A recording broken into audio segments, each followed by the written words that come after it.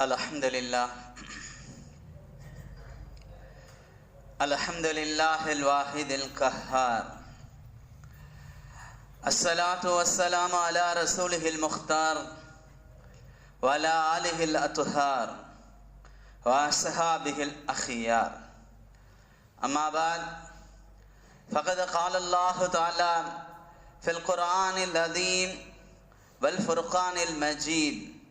بعد أعوذ بالله من الشيطان الرجيم بسم الله الرحمن الرحيم يا أيها الذين آمنوا لا تدخلوا بيوتا غير بيوتكم حتى تستأنسوا وتسلموا على أهلها ذلكم خير لكم لعلكم تذكرون. وقال نبينا صلى الله عليه وسلم إذا استأذن أحدكم ثلاثا فلم يؤذن له فليرجع أو كما قال عليه الصلاة والسلام. எல்லா புகழும் பெருமையும் ஏக இறைவனாம் அல்லாஹ் ஒருவனையே சாரும். சலாத்தும் சலாமும் அன்னலம் பெருமானார் முஹம்மது நபி ஸல்லல்லாஹு அலைஹி வஸல்லம் அவர்களின் மீதும் அவர்களை பின்பற்றி வழிவந்த உத்தம சத்திய சஹாபாக்கள், சஹாபிய பெண்மணிகள், தாபிகள், தபா தாபிகள், குறிப்பாக இந்த ஜும்மாவுடைய தொழுகையை நிறைவு செய்வதற்காக முன்னமே வருகை தந்து அமர்ந்திருக்கின்ற நம் அனைவர்களின் மீதும், நம்மை பெற்றெடுத்த பெற்றோர்கள், நாம் பெற்றெடுத்த பிள்ளை செல்வங்கள், நம் உற்றார் உறவினர்கள், நம் உடன் பிறந்த சகோதர சகோதரிகள், உலகத்தில் உண்டான அத்துணை முஸ்லிமான ஆண் பெண் அனைவர்களின் மீதும் அல்லாஹு தஆலாவுடைய சலாத்தும் சலாமும் அன்பும் அருளும் என்றென்றும் நிலவட்டுமாக. ஆமீன். பெருமதிப்பிற்கும் மரியாதைக்கும் உரியவர்களே, இஸ்லாம் என்பது பண்பாடுகள் நிறைந்த மார்க்கம். ஒழுக்க விழுமியங்களுக்கு மிக முக்கியத்துவம் கொடுக்கின்ற ஒரு மார்க்கம். நபி ஸல்லல்லாஹு அலைஹி வஸல்லம் அவர்களை போன்று ஒரு பண்பாட்டு பயிற்சியாளரை உலகில் எங்குமே காண முடியாது. அப்படிப்பட்ட ஒரு உயர்ந்த மனித பண்பாடுகளில் ஒன்று அனுமதி கேட்டுவிட்டு உள்ளே நுழைவது.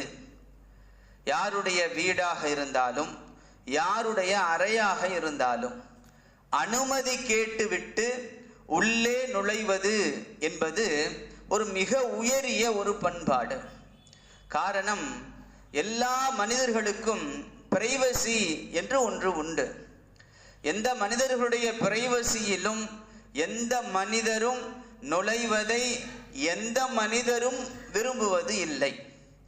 யாருடைய பிரைவசியிலும் எந்த மனிதர்கள் நுழைவதையும் எந்த மனிதர்களும் விரும்புவது கிடையாது. கணியத்திற்குரியவர்களே, இஸ்லாமிய மார்க்கம் அந்த பிரைவசிக்குள் நுழைவதை கடுமையாக தடை செய்கிறது. பிறரிடத்திலே அனுமதி கேட்டுத்தான் உள்ளே நுழைய வேண்டும் என்பதை மிக கடுமையாக வலியுறுத்துகிறது. நீங்கள் பல இடங்களிலே நோ என்ட்ரி வித்தவுட் பெர்மிஷன், அனுமதியின்றி உள்ளே வரக்கூடாது என்கின்ற சைன் போர்டுகளை பார்த்திருக்கலாம். Knock the door before entry, உள்ளே நுழைவதற்கு முன்னால் கதவை தட்டுங்கள், கதவை தட்டிவிட்டு உள்ளே வாருங்கள் என்கின்ற வார்த்தைகள் எல்லாம் அனுமதி இல்லாமல் உள்ளே நுழையக்கூடாது என்பதை தெளிவாக பறைசாற்றுகின்ற வார்த்தைகள். அப்படி யாராவது உள்ளே நுழைந்து விட்டால் அவர்களுக்கு சொல்லப்படுகின்ற அந்த வார்த்தை பிரயோகங்கள் இருக்கிறதே, திறந்த வீட்டில் நாய் நுழைவதை போல நுழைந்து விட்டீர்கள், நுழையாதீர்கள் என்பது போன்ற கடுமையான வார்த்தைகள் பிரயோகப்படுவதை பார்க்கலாம். என்ன அர்த்தம்? மனிதனுடைய இயல்பிலிருந்து அப்பாற்பட்ட ஒன்றாக மாறிவிடுகிறது. அனுமதி இல்லாமல் ஒரு வீட்டிற்குள்ளே நுழைவது, ஒரு அறைக்குள்ளே நுழைவது என்பது அது மனித பண்பாடு அல்லது, அது மிருகங்களுடைய குணமாக அது கருதப்படுகிறது என்பதால் தான் திறந்த வீட்டில் நாய் நுழைவது போல என்கின்ற கடுமையான சொற்பிரயோகம் பயன்படுத்தப்படுகிறது. கணியத்திற்குரியவர்களே, உள்ளே நுழைவது, அனுமதி கேட்டு உள்ளே நுழைவது என்பது அற்புதமான ஒரு பண்பாடு என்பதையும் தாண்டி நபிமார்களுடைய ஒரு அற்புதமான ஒரு சுன்னத்தாக, வழிகாட்டுதலாகவும் இருந்து கொண்டிருக்கிறது. நபி ஸல்லல்லாஹு அலைஹி வஸல்லம் அவர்கள் மேராஜ் பயணம் செல்கிறார்கள். ஜிப்ரீல் அலைஹிஸ்ஸலாத்து வஸ்ஸலாம் அவர்கள் பைத்துல் முக்கத்தஸிலிருந்து வானத்திற்கு அழைத்து செல்கிறார்கள். முதல் வானத்தை அடைந்த உடனே நபி ஸல்லல்லாஹு அலைஹி வஸல்லம் அவர்கள் இந்த விஷயத்தை மிக தெளிவாக விளக்கி கூறுகிறார்கள். ஃபஸ்தஃப்தஹ, ஜிப்ரீல் அலைஹிஸ்ஸலாத்து வஸ்ஸலாம் அவர்கள் முதல் வானத்தின் கதவை தட்டினார்கள். செல்பவர்கள் ஜிப்ரீல் அலைஹிஸ்ஸலாம். ஜிப்ரீல் அலைஹிஸ்ஸலாம் அவர்கள் மலக்குமார்களுக்கெல்லாம் தலைவர். எங்கு செல்வதற்கும் அவர்களுக்கு எந்த அனுமதியும் தேவையில்லை. எங்கு வேண்டுமானாலும் எப்பொழுது வேண்டுமானாலும் எப்படி வேண்டுமானாலும் செல்லலாம். அதுவும் அழைத்து செல்வது நபி ஸல்லல்லாஹு அலைஹி வஸல்லம் அவர்களை. இந்த ஒட்டுமொத்த உலகத்திற்கும் யாராக இருந்தாலும், யார் கூட இருந்தாலும் அனுமதி இல்லாமல் ஒரு இடத்திற்குள் நுழையக்கூடாது என்கின்ற பெரும்பாடத்தை இந்த ஒட்டுமொத்த சமூகத்திற்கும் கற்றுத்தர வேண்டும் என்பதற்காக முதல் வானத்தை அடைந்த பொழுது ஃபஸ்தஃப்தஹ, கதவை தட்டினார்கள், அனுமதி கேட்டார்கள். உள்ளிருந்து கேள்வி வந்தது, மன் ஹுவ, யார் வந்திருக்கிறது என்பதாக. ஜிப்ரீல் பெயரை சொன்னார்கள். ஜிப்ரீல் வந்திருக்கிறேன். ஜிப்ரீலோடு இருப்பது யார்? முஹம்மது ஸல்லல்லாஹு அலைஹி வஸல்லம், முஹம்மது இருக்கிறார். அதற்கு பிறகு கதவு திறக்கப்படும். இப்படியே 7 வானங்களும் இப்படித்தான் நடந்தது. கணேசனுக்குரியவர்களே, யாராக இருந்தாலும், எவ்வளவு பெரிய மனிதராக இருந்தாலும், எவ்வளவு உயர்வானவராக இருந்தாலும் கதவை தட்டி அனுமதி பெற்று உள்ளே செல்வதென்பது மிகப்பெரிய ஒழுக்கமாக இஸ்லாமிய மார்க்கத்திலே கருதப்படுகிறது என்பதற்கு இது மிகச்சிறந்த ஒரு உதாரணம். அல்லாஹு தஆலா குர்ஆனிலே யா அய்யுஹல்லதீன ஆமனு, சூரத்து நூரிலே அல்லாஹ் சொல்லுவான், யா அய்யுஹல்லதீன ஆமனு, ஈமான் கொண்டவர்களே, லா தத்குலு புயூத்தன் கைர புயூத்திக்கும், உங்களுடைய வீடுகள் அல்லாத வீடுகளுக்கு நீங்கள் நுழையாதீர்கள். ஹத்தா தஸ்தஅனிசு வ துஸல்லிமு அலா அஹ்லிஹா, அந்த வீட்டாருக்கு சலாம் சொல்லி அந்த வீட்டாருடைய அனுமதி பெறுகின்ற வரை நீங்கள் இந்த வீடுகளுக்குள்ளே நுழையாதீர்கள். கணேசத்திற்குரியவர்களே, ஒரு வீட்டிற்கு செல்வதாக இருந்தால் அந்த வீடுகளுக்கு முன்னால் நின்று சலாம் சொல்ல வேண்டும், பிறகு அனுமதி கேட்க வேண்டும். அந்த சலாம் சொல்லி அனுமதி கேட்டு அனுமதி கிடைத்ததற்கு பிறகுதான் உள்ளே செல்ல வேண்டும். அப்படி இல்லை என்றால் உள்ளே நுழையாதீர்கள். தாலிக்கும் கைருல் லக்கும் இன் குன்தும் தஅலமூன், நீங்கள் தெளிவாக விளங்கிக் கொள்வீர்களே ஆனால் இது உங்களுக்கு மிகச் சிறந்தது என்று அல்லாஹு தஆலா சொல்லுகிறான். மிகச் சிறந்தது என்றால் வீட்டிற்குள் நுழைபவருக்கும் வீட்டிற்குள் இருப்பவர்களுக்கும். இரண்டால் அனுமதி இல்லாமல் வீட்டிற்கு உள்ளே நுழைந்து விட்டால் உள்ளே எந்த விதமான சூழலில் அவர்கள் இருக்கிறார்கள் என்பது தெரியாது. ஏதாவது பார்க்கக்கூடாத ஒன்றை பார்த்து விட்டால் உள்ளே சென்றவருக்கும் சங்கடம், உள்ளே இருப்பவர்களுக்கும் சங்கடம். இந்த 2 விதமான சங்கடங்களும் இல்லாமல் இருக்க வேண்டும் என்றால் நீங்கள் அனுமதி கேட்டு உள்ளே நுழையுங்கள் என்று அல்லாஹு தஆலா குர்ஆனிலே கட்டளையிடுகிறான். அதுவும் யாரை அழைத்து? யா அய்யுஹல்லதீன ஆமனு, ஈமான் கொண்டவர்களே என்று அழைத்து. என்ன பொருள்? ஈமான் கொண்டவர்களுடைய மிக பெரும் குணமாக அது இருக்க வேண்டும். அப்படி இல்லாத பட்சத்திலே ஈமானிலே குறை இருக்கிறது என்பது அதனுடைய பொருள் என்பதுதான் அல்லாஹ் ஈமான் கொண்டவர்களே என்று அழைத்து சொல்வதனுடைய அர்த்தம். கணியத்திற்குரியவர்களே, எந்த அளவிற்கு இந்த விஷயம் வலியுறுத்தப்படுகிறது என்று சொன்னால், அதா இப்னு யஸார் ரலியல்லாஹு தஆலா அவர்கள் சொல்லுவார்கள், நபி ஸல்லல்லாஹு அலைஹி வஸல்லம் இடத்திலே ஒரு மனிதர் வந்தார். யா ரசூலல்லாஹ், என் தாயிடத்திலே நுழைவதற்கு நான் அனுமதி கேட்க வேண்டுமா என்று கேட்டார். என் தாய், என்னை பெற்றெடுத்தவள், அவர்களை நான் பார்ப்பதற்கு ஒரு அறைக்குள்ளோ ஒரு வீட்டிற்குள்ளோ செல்வதற்கு நான் அனுமதி கேட்க வேண்டுமா?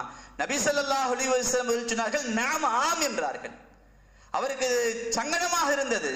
நம்முடைய வீட்டிலே தாய் இருக்கிறார்கள், அவருடைய வீட்டிலே நாம் இருக்கிறோம், அடிக்கடி போய் வர வேண்டியது இருக்கிறது, ஒவ்வொரு தடவையும் அனுமதி கேட்க முடியுமா? அவர் மீண்டும் நபிகளாரிடத்திலே தெளிவுக்காக கேட்கிறார், யா ரசூலல்லாஹ், அவர்களுடைய அவர்களோடு தான் நான் இருக்கிறேன், என் தாயோடு தான் நான் இருக்கிறேன், ஒரே வீட்டில் இருக்கிறோம், நான் அனுமதி கேட்க வேண்டுமா? நபி ஸல்லல்லாஹு அலைஹி வஸல்லம் ஃபஸ்தஅதன், நீ அனுமதி கேட்டு போன்றான். அவர் மீண்டும் கேட்கிறார், அன ஹாதிமுஹா, நான் என்னுடைய தாய்க்கு நான் தான் எல்லா பணிவிடையும் செய்கிறேன், நான் அனுமதி கேட்டு போக வேண்டுமா? நபி ஸல்லல்லாஹு அலைஹி வஸல்லம் அவர்கள் மீண்டும் ஒரு இடத்திலே கேட்டார்கள், உன்னுடைய தாயை ஆடை இல்லாமல் பார்ப்பதை நீ விரும்புகிறாயா? அப்ப தாய் எந்த விதமான சூழ்நிலையிலும் இருக்கலாம் இல்லையா? அதனால ஒரு அனுமதி கேட்டுட்டு போ. என்ன ரசூலுல்லாஹி ஸல்லல்லாஹு அலைஹி வஸல்லம் அவர்கள் தாயுடைய வீட்டிற்கே, தாயை பார்ப்பதற்கே அனுமதியோடு உள்ளே செல்ல வேண்டும் என்று வலியுறுத்தி சொல்கிறார்கள் என்றால், பிறருடைய வீடுகளுக்கு செல்வதற்கு அனுமதி என்பது எவ்வளவு முக்கியத்துவம் வாய்ந்தது என்பதை உணர வேண்டும். கணியத்திற்குரியவர்களே, என்ன காரணம் என்றால், நம்முடைய வீடுகள் என்பது நாம ரிலாக்ஸாக நம்மை ஆசுவாசப்படுத்திக் கொள்கின்ற ஒரு இடம். நம்ம வெளியே உடுத்துகின்ற ஆடைகளை உள்ளே உடுத்துவதில்லை. வீட்டுல ரொம்ப ரிலாக்ஸா இருப்போம், ஆசுவாசப்படுத்திக் கொள்வோம். ஆடைகளை மாற்றுகின்ற, ஆடைகளை அணிகின்ற, ஆடைகளை கலற்றுகின்ற எந்த நேரமும் உள்ளே திடீரென்று உள்ளே ஒருவருக்கு தெரியாது. கணவன் மனைவிமார்கள் எப்படி இருப்பார்கள் என்பது உள்ளே ஒருவருக்கு தெரியாது. அனுமதி இல்லாமல் உள்ளே வந்துவிட்டு எதையாவது பார்க்க நேர்ந்தால் மிக பெரும் சங்கடங்களை ஏற்படுத்தி விடும் என்பதற்காக மார்க்கம் மிக கடுமையாக இந்த விஷயத்தை வலியுறுத்துகிறது. கணியத்திற்குரியவர்களே, அப்படி அனுமதி கேட்கின்ற விஷயங்களிலும் சில ஒழுக்கங்களை நபி ஸல்லல்லாஹு அலைஹி வஸல்லம் அவர்கள் கற்றுத் தருகிறார்கள். ஒருவருடைய வீட்டிற்கு செல்வதாக இருந்தால் முதலில் சலாம் சொல்ல வேண்டும். 3 முறை அனுமதி கேட்க வேண்டும். 3 முறை அனுமதி கேட்டு அனுமதி கிடைக்கவில்லை என்றால் அந்த இடத்திலிருந்து நகண்டு திரும்பிவிட வேண்டும்.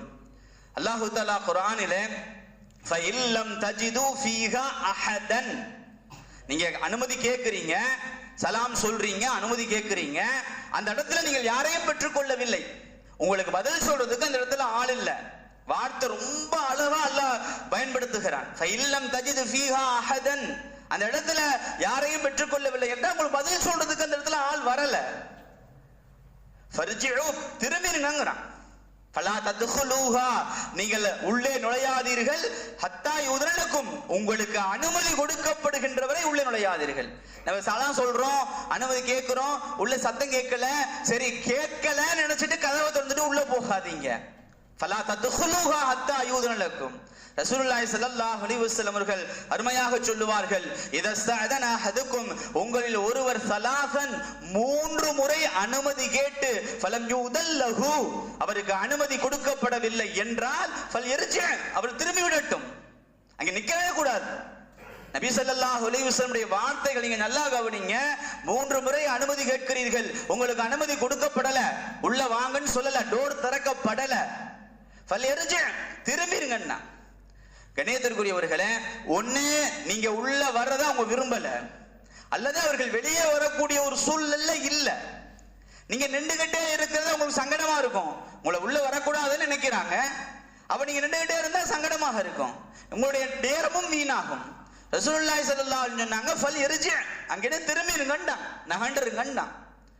கணேசத்திற்குரியவர்களே, உமர் ரலியல்லாஹு தஆலா அன்ஹு அவர்களுடைய வீட்டிற்கு அபூ மூஸா அஷ்அரி ரலியல்லாஹு தஆலா அன்ஹு அவர்கள் செல்கிறார்கள். வீட்டிற்கு வெளியே இருந்து சலாம் சொல்லி அனுமதி கேட்கிறாங்க. ஒரு தடவை, 2வது தடவை, 3வது தடவை, உள்ள இருந்து எந்த விதமான பதிலும் வரல. அவர்கள் திரும்பி விடுகிறார்கள். இப்ப உள்ள உமர் ரலியல்லாஹு தஆலா அன்ஹு ஏதோ ஒரு வேலையில இருந்தவங்க திடீர்னு அந்த வெளியில இருந்து அந்த சத்தம் கேட்ட அந்த ஒரு துணி அவர்களுக்கு திடீர்னு உதயமாகுது. யாரோ கூப்பிட்ட மாதிரி இருந்துச்சு, யாரோ அனுமதி கேட்ட மாதிரி இருந்துச்சு. அப்ப உமர் ரலியல்லாஹு தஆலா அன்ஹு அப்துல்லாஹ் இப்னு கைஸ், அபூ மூஸா அஷ்அரியுடைய பெயர் அப்துல்லாஹ் இப்னு கைஸ், அனுமதி கேட்டதை போன்று தெரிந்தது. வீட்டார்கள்ட்ட சொன்னாங்க, போய் வெளியே போய் அவர் உள்ள வர சொல்லுங்க, அனுமதி கொடுங்கன்னாங்க. இவர்கள் வெளியே வந்து பார்த்தப்ப அங்க இல்ல, அபூ மூஸா அஷ்அரி ரலியல்லாஹு இல்ல, அவங்க திரும்பிட்டாங்க. உமர் ரலியல்லாஹு தஆலா அன்ஹு அவர்களை மீண்டும் வரவழைத்து இடத்துல கேட்டார்கள், நீ எதுக்கு திரும்பி போனன்னு கேட்டாங்க. அனுமதி கேட்டு விட்டு நிக்க வேண்டியது தானே, எதுக்கு திரும்பி போனீங்கன்னு கேட்டான். அப்ப அபூ மூஸா அஷ்அரி ரலியல்லாஹு தஆலா அன்ஹு சொன்னார்கள், நபி ஸல்லல்லாஹு அலைஹி வஸல்லம் அவர்கள் சொல்ல நான் கேட்டிருக்கிறேன், நீங்கள் 3 தடவைகள் அனுமதி கேட்டு உங்களுக்கு அனுமதி கொடுக்கப்படவில்லையானால் நீங்கள் திரும்பி விடுங்கள்னு ரசூலுல்லாஹ் சொல்லி இருக்காங்க, எனவே நான் திரும்பிட்டேன். உமர் ரலியல்லாஹு தஆலா அன்ஹு அபூ மூஸா அஷ்அரி இடத்துல, இத ரசூலுல்லாஹ் தான் சொன்னாங்கன்னு நீ சாட்சியை கொண்டு வரவில்லை என்றால் உடைய முதுகுலையே அடிப்பேன்னாங்க. அபூ மூஸா அஷ்அரி ரலியல்லாஹு தஆலா அன்ஹு அன்சாரிகள் நிறைந்த ஒரு சபைக்கு போய் இந்த விவரத்தை சொல்லி, இந்த ஹதீஸை கேட்டவர்கள் யாராவது இருக்கிறார்களா என்று கேட்க, அவர்கள் எல்லோரும் சேர்ந்து எங்களிடத்திலே சிறியவராக இருக்கக்கூடிய இதோ இவர் கேட்டிருக்கிறார் என்று அபூ சயீத் அல் குத்ரி ரலியல்லாஹு தஆலா அன்ஹுவை கை காமிக்க, அபூ சயீத் அல் குத்ரி ரலியல்லாஹு தஆலா அன்ஹுவை அழைத்துக் கொண்டு உமர் ரலியல்லாஹு தஆலா இடத்துல போனாங்க. அப்ப உமர் ரலியல்லாஹு இந்த விவரத்தை ஹதீஸ் ரசூலுல்லாஹ்வுடைய கேட்ட ஹதீஸ் அவர்களும் அப்படியே சொல்ல, உமர் ரலியல்லாஹு தஆலா அன்ஹு இந்த விஷயம் எனக்கு தெரியாமல் போய்விட்டது, நான் கடை வீதிகளிலே அலுவல்களாக இருந்ததனால் இதெல்லாம் என் காதுக்கு வராம போயிருச்சு அப்படின்னு வருத்தப்பட்டான்.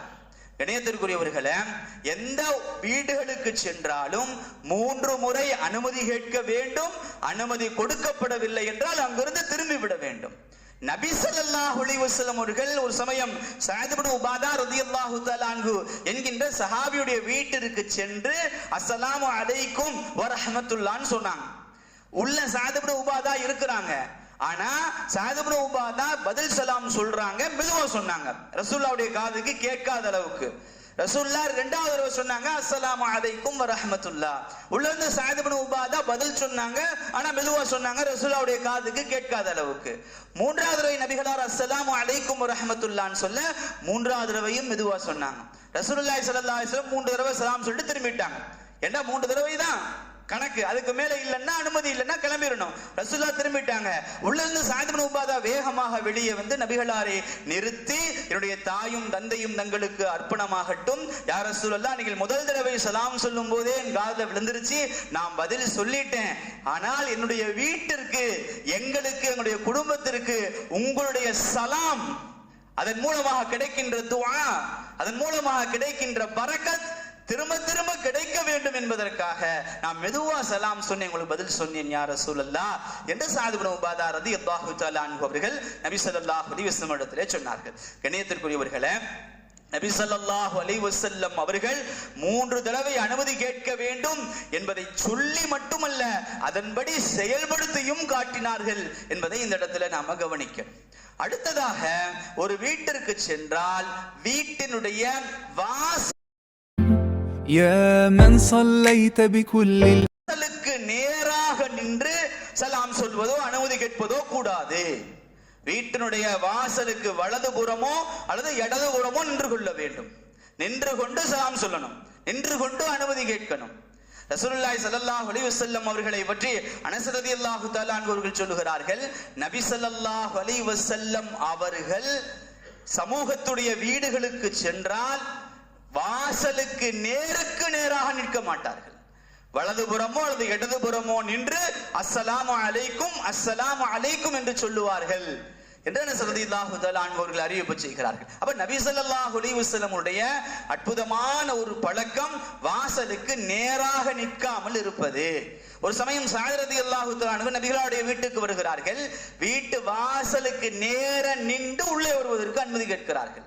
ரசூலுல்லாஹி ஸல்லல்லாஹு அலைஹி வஸல்லம் அவர்கள் சஅத் ரலியல்லாஹு தஆலா அன்ஹு அவர்களை பார்த்து, ஹாகதா அன்க, ஒண்ணு இந்த பக்கம் நில்லு, இல்லன்னா ஹாகதா, இல்ல இந்த பக்கம் நில்லு. அனுமதி கேட்பதே பார்வை உள்ள வரக்கூடாதுங்கிறதுக்காகத்தான்.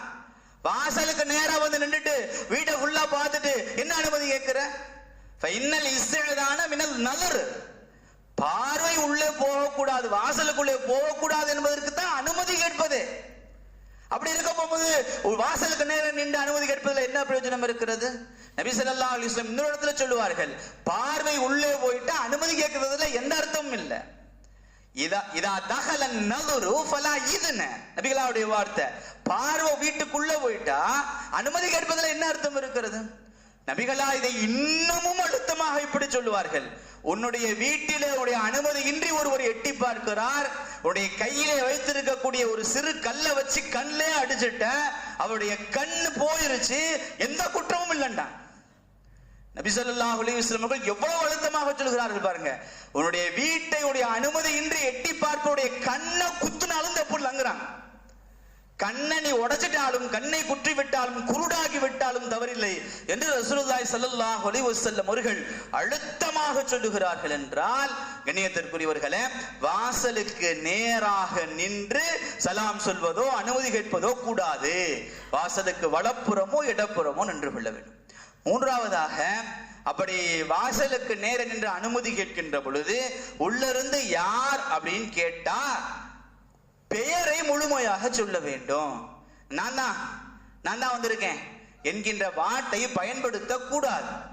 ஜாபிர் இப்னு அப்துல்லா ரலியல்லாஹு தஆலா அன்ஹு சொல்லுகிறார்கள், ஒரு சமயம் ரசூலுல்லாஹி ஸல்லல்லாஹு அலைஹி வஸல்லம் அவரிடத்துல என்னுடைய தந்தை ஒரு யூதரிடத்திலே வாங்கிய கடன் சம்பந்தமாக பேசுவதற்காக ரசூலுல்லாஹ்வுடைய வீட்டு கதவை தட்டினேன். நபி ஸல்லல்லாஹு அலைஹி வஸல்லம் மன்ஹாதான் கேட்டாங்க, யாருன்னு கேட்டாங்க. ஆனான்னு சொன்னேன், நான் தான் சொன்னேன். ஜாபிர் இப்னு அப்துல்லா சொல்றாங்க, நான் தான் சொன்னேன். நபி ஸல்லல்லாஹு அலைஹி வஸல்லம் உள்ள இருந்து என்ன ஆனா என்ன நானா, இப்படிதான் ஹதீஸ்ல இந்த வார்த்தை இப்படியே வருது. அண்ணா என்ன நானா, பேர சொல்ல வேண்டியதானே. ஜாபிர் இப்னு அப்துல்லா சொல்லுகிறார்கள், நபிகளாவுடைய இந்த வார்த்தை, இந்த துனி ரசூலுல்லாஹ்வுக்கு நான் சொன்னது பிடிக்கல அப்படிங்கிறது எனக்கு தெரிஞ்சிருச்சு அப்படின்னு ஜாபிர் இப்னு அப்துல்லா ரலியல்லாஹு தஆலா அன்ஹு அவர்கள் சொல்லுகிறார்கள். கண்ணியத்திற்குரியவர்களே, அதே போன்று ஒரு மனிதர் ரசூலுல்லாஹி ஸல்லல்லாஹு அலைஹி வஸல்லம் வீட்டினுடைய வாசலுக்கு வெளியே நின்று சலாம்னு சொல்லாம பேரையும் சொல்லாம நான் உள்ளே வரலாமா அப்படின்னு அனுமதி கேட்டாங்க. ரசூலுல்லாஹி ஸல்லல்லாஹு அலைஹி வஸல்லம் அவர்கள் தன்னுடைய அடிமை பெண்ணை அழைத்து அவருக்கு எப்படி அனுமதி கேட்கணும் கூட தெரியல, போய் இடத்துல சலாம் சொல்லி இன்னார் வந்திருக்கேன் உள்ள வரலாமான்னு கேட்க சொல்லுங்கன்னு அனுப்பிச்சு வச்சாங்க. ரசூலுல்லாஹி ஸல்லல்லாஹு அலைஹி வஸல்லம் அவர்கள் எவ்வளவு தெளிவாக இருந்திருக்கிறார்கள் பாருங்கள், எவ்வளவு சரியாக இந்த விஷயத்தை இடத்துல கொண்டு போய் சேர்த்துக்கிறார்கள் பாருங்க. அவரை உள்ள வர சொல்லி அவருக்கு தெளிவுபடுத்தி இருக்கலாம், ஆனா அதை அப்படியே விட்டுருவாரு. இப்ப ரசூலுல்லாஹி ஸல்லல்லாஹு அலைஹி வஸல்லம் முறையாக தன்னுடைய அடிமை பெண்ணை அனுப்பி சலாம் சொல்லி பேர் சொல்லி உள்ளே வர அனுமதி கேளுங்கன்னு சொன்னதுக்கு அப்புறம் அவர் அனுமதி கேட்டார். அதற்கு பிறகு ரசூலுல்லாஹி ஸல்லல்லாஹு அலைஹி வஸல்லம் உள்ளே வாங்க அனுமதி கொடுக்கப்பட்டது, உள்ளே வருகிறார். கண்ணியத்திற்குரியவர்களே, 3 விஷயங்கள். 4வதாக, யாருடைய வீட்டு வாசலுக்காவது சென்று விட்டு, சில வீடுகள் வாசலோடு நெருக்கமாக இருக்கும், சலாம் சொன்னா பேசுனா கேட்கும் அனுமதி கேட்டா. சில வீடுகள் பெரிய வீடுகளாக இருக்கும், கேட்டுக்கும் தலைவாசலுக்கும் நிறைய கேப் இருக்கும், அங்கிருந்து சத்தம் போட்டா கேட்காது, காலிங் பெல் இருக்கும், கதவு இருக்கும். கண்ணியத்திற்குரியவர்களே, கதவுகளை தட்டுகின்ற பொழுது மெதுவாக தட்ட வேண்டும். அதுவும் 3 முறை தான் தட்டணும். காலிங் பெல்லை அடிக்கின்ற பொழுது மெதுவாக அடிக்கணும், அலற கூடாது. அதுவும் 3 முறை தான் செய்யணும். அனஸ் ரலியல்லாஹு தஆலா அவர்கள் சொல்லுவார்கள், நபி ஸல்லல்லாஹு அலைஹி வஸல்லம் உடைய வீட்டு வாசல் கதவுகள் விரல்களால் தட்டப்படும். எவ்வளவு அற்புதமான வார்த்தை பாருங்க. ரசூலுல்லாஹி ஸல்லல்லாஹு அலைஹி வஸல்லம் வீட்டு வாசல் கைகளால் தட்டப்படாது, டம் டம் டம்னு போட்டு அடிக்கிறமா இல்லையா? சிலரெல்லாம் ரூம் கதவை போட்டு அடிப்பாங்க, உள்ள திக்குன்னு தூக்கி போடும். ஒரு கதவை எப்படி தட்டணுங்கிற விவரங்கள் முதல் கொண்டு ஹதீஸ்களிலே பதிவு செய்யப்பட்டிருக்கிறது பாருங்க. நபி ஸல்லல்லாஹு அலைஹி வஸல்லம் வீட்டு வாசல்கள் விரல்களால் தட்டப்படும். அப்படிதான் தட்டணும், எந்த விதமான இடையூறுகளும் உள்ளே இருப்பவர்களுக்கு இல்லாம. அதே மாதிரி காலிங் பெல் சும்மா ஒரு தடவை அடிச்சா நிறைய சத்தம் கேட்குதுன்னா விட்டுறணும். அது சத்தம் பெருசா கேட்குதுன்னு அடிச்சுக்கிட்டே இருக்க கூடாது. அதெல்லாம் உள்ளே உள்ளவர்களுக்கு மிகப்பெரிய சிரமத்தை ஏற்படுத்தும் என்பதை கணக்கிலே கொள்ள வேண்டும். ஆக கண்ணியத்திற்குரியவர்களே, ஒரு வீட்டிற்கு நுழைவதற்கு முன்பதாக சலாம் சொல்லணும். அதுவும் 3 தடவைகள் அனுமதி கேட்கணும். அனுமதி கொடுக்கப்பட்டா உள்ளே நுழையணும். அனுமதி கொடுக்கப்படவில்லை என்றால் உடனடியாக திரும்பிவிட வேண்டும். வாசலுக்கு நேர நிற்க கூடாது. கதவை தட்டுவதாக இருந்தால் விரல்களை கொண்டு மெதுவாக தட்ட வேண்டும். கண்ணியத்திற்குரியவர்களே, அல்லாஹு தஆலாவுடைய கட்டளை, நபி ஸல்லல்லாஹு அலைஹி வஸல்லம் உடைய அற்புதமான ஒரு வழிகாட்டல், அனுமதி பெற்று உள்ளே நுழைவது. இந்த விஷயங்களில சஹாபாக்கள் சின்ன சின்ன விஷயத்திலும் ரொம்ப கவனமாக இருந்திருக்கிறாங்க. இது சம்பந்தமா நம்ம கிதாபுகள்ல படிக்கின்ற பொழுது சில விஷயங்கள் ஆச்சரியமாக இருக்கிறது. அப்துல்லாஹ் இப்னு உமர் ரலியல்லாஹு தஆலா அன்ஹு அவர்கள் ஒரு சமயம் பாலைவனத்தில் வந்து கொண்டிருந்த பொழுது அவர்களுக்கு கொஞ்சம் வெப்பம் தாங்க முடியல, காலெல்லாம் சூடு. பக்கத்துல ஒரு கூடாரம் இருக்கிறது. அந்த கூடாரத்திலே வெளியே நின்று அனுமதி கேட்கிறார்கள், உள்ளே வரலாமா சலாம் சொல்லி அனுமதி கேட்கிறாங்க. உள்ளிருந்து நீங்கள் அமைதியான பாதுகாப்பு பெற்ற இடத்திற்கு உள்ளே வாருங்கள் அப்படின்னு உள்ள இருந்து சத்தம் வருது. இப்ப அப்துல்லாஹ் இப்னு உமர் ரலியல்லாஹு அன்ஹு உள்ள நுழையல, திரும்ப மீண்டும் சலாம் சொல்லி உள்ளே வரலாமான்னு அனுமதி கேட்கிறாங்க. உள்ள இருந்து மீண்டும் இதே மாதிரி சத்தம், பாதுகாப்பு பெற்ற அமைதி பெற்ற இடத்திற்கு உள்ளே வாருங்கள். அப்துல்லாஹ் இப்னு உமர் ரலியல்லாஹு உள்ளே நுழையல. 3வதாக உள்ளே வரலாமான்னு கேட்டாங்க. இப்ப 3வதாக உள்ளே வாங்கன்னு பதில் வந்துச்சு. கண்ணியத்திற்குரியவர்களே, அப்துல்லாஹ் இப்னு உமர் ரலியல்லாஹு தஆலா அன்ஹு எதை கவனிக்கிறாங்கன்னு கேட்டா, ரசூலுல்லாஹி ஸல்லல்லாஹு அலைஹி வஸல்லம் அவர்கள் எப்படி அனுமதி கொடுத்தார்கள், உள்ளே வாங்க அவ்வளவுதான் வார்த்தை. இந்த எக்ஸ்ட்ரா பிட்டிங்லாம் எனக்கு பிடிக்காது. ரசூலுல்லாஹ்வுடைய வார்த்தைகளுக்கு மேலுள்ள வார்த்தைகள் இதெல்லாம். ரசூலுல்லாஹ் அனுமதி கொடுத்தா எப்படி கொடுப்பாங்க, உள்ளே வாங்கன்னு சொல்லுவாங்க, அவ்வளவுதானே. அந்த வார்த்தை வந்தா நான் உள்ள போவேன். அந்த வார்த்தை வராம நீங்க என்ன வார்த்தைகள் சொன்னதாக இருந்தாலும் சரி, சொர்க்கத்திற்குள்ளே வந்து விட்டீர்கள் வாருங்களே நீங்க சொன்னாலும் நான் உள்ள நுழைய மாட்டேன். எவ்வளவு பேணுதலாக எவ்வளவு நுணுக்கமாக இந்த விஷயங்களிலே அவர்கள் இருந்திருக்கிறார்கள். அதே போன்று கதாதா ரஹ்மத்துல்லாஹி அலைஹி அவர்கள் சொல்லுவார்கள், முஹாஜிர்களிலே ஒருவர் இடத்துல இந்த செய்தியை சொன்னார். அல்லாஹு தஆலா குர்ஆன்ல இந்த அனுமதி கேட்பது சம்பந்தமாக பேசிக் கொண்டு வருகின்ற பொழுது, வஇன் கீல லகும் முர்ஜிஉ ஃபர்ஜிஉ, நீங்க ஒரு வீட்டுக்கு போறீங்க, கதவை தட்டுறீங்க, அனுமதி கேட்கிறீங்க, அவர்கள் அனுமதி கொடுக்கல, திரும்பி போங்கன்னு சொல்றாங்க. வார்த்தையை கவனிக்கணும், குர்ஆனுடைய வார்த்தையை. அவங்க உள்ள இருக்காங்க இல்லைங்கிறதெல்லாம் காமிக்காம நேரடியாவே சொல்லிட்டாங்க, ஃபர்ஜிஉன்ட்டாங்க, திரும்பி போங்க, உள்ள உங்களுக்கு அனுமதி இல்லை, திரும்பி போங்கன்ட்டாங்க. பெரும்பாலும் யாரும் சொல்ல மாட்டாங்க, சண்டைக்காரனா இருந்தாலும் உள்ள வாங்கன்னு சொல்லிடுவாங்க. அல்லாஹ் என்ன சொல்றான், நீங்கள் திரும்பி செல்லுங்கள் என்று சொல்லப்பட்டால் திரும்பி சென்று விடுங்கள்ங்கிறான்.